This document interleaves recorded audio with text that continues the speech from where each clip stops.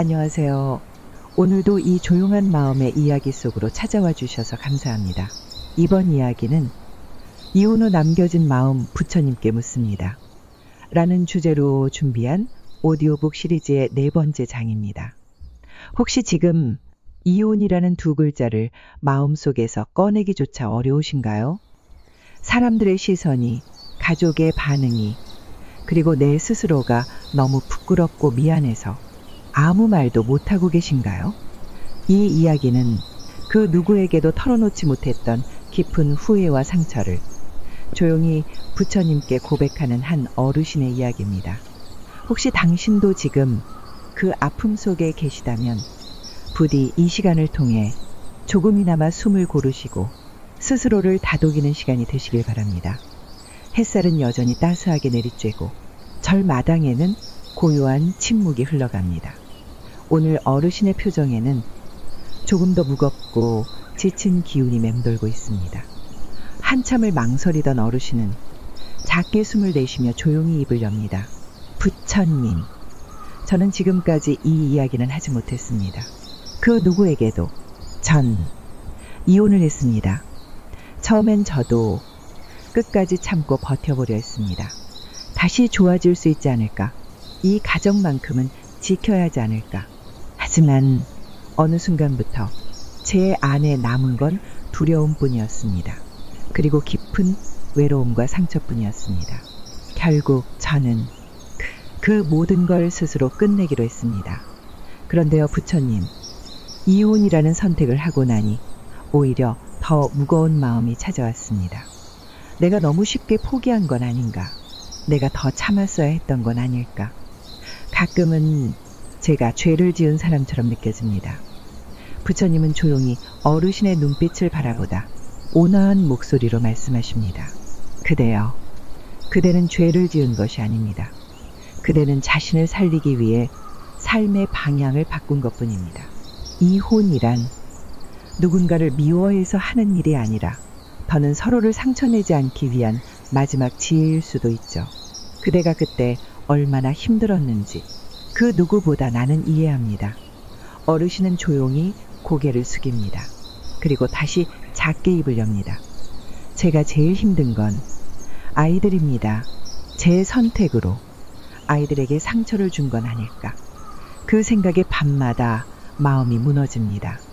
한참을 울었던 날도 많고 아무도 없는 방 안에서 스스로를 원망한 적도 많았습니다. 부처님은 천천히 고개를 끄덕이며 말씀하십니다. 그대는 그만큼 사랑하는 사람들을 많이 안고 살아오셨다는 뜻이죠. 부모는 언제나 자식 앞에 죄인이 되기 쉽습니다.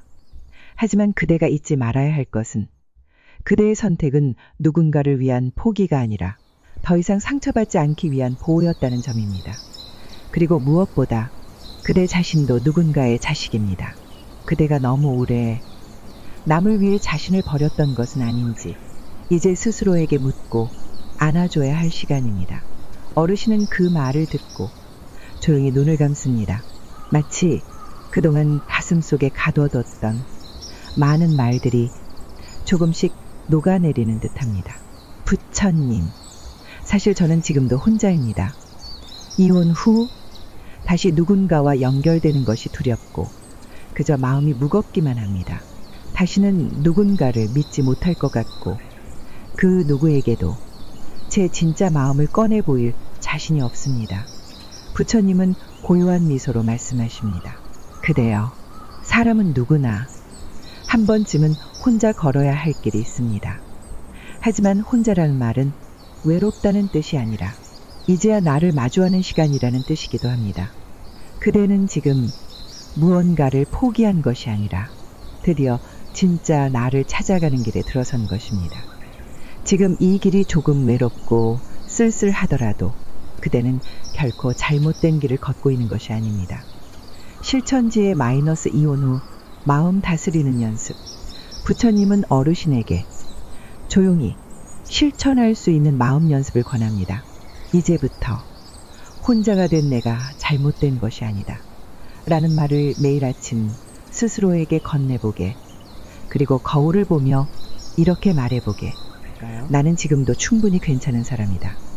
실패한 인생이 아니라 새롭게 시작하는 중이다. 그 말을 스스로 믿지 못하더라도 계속 말해보게. 마음은 언젠가 그 말을 진심으로 받아들이게 될 것이네. 그리고 누군가가 그대에게 이혼에 대해 묻거나 불편한 시선을 보내더라도 그대의 삶을 스스로 당당하게 말해보게. 그 길은 남이 대신 걸을 수 없는 길이니 부끄러워할 필요도 감춰야 할 이유도 없네. 여러분, 혹시 지금 이혼이라는 두 글자 앞에서 스스로를 부끄럽게 여기고 계신가요? 어쩌면 우리가 두려워했던 것은 이혼 그 자체가 아니라 그 후의 세상 속에서 나를 꺼내놓는 일이었는지도 모릅니다. 이제는 자신에게 말해주세요. 나는 잘못된 것이 아니다. 나는 살고 싶어서 스스로를 구한 것이다. 그 마음으로 다시 하루를 살아가는 당신을 부처님도 나도 진심으로 응원하고 있습니다. 이 영상이 지금 마음이 힘든 당신께 조용한 위로가 되길 바랍니다.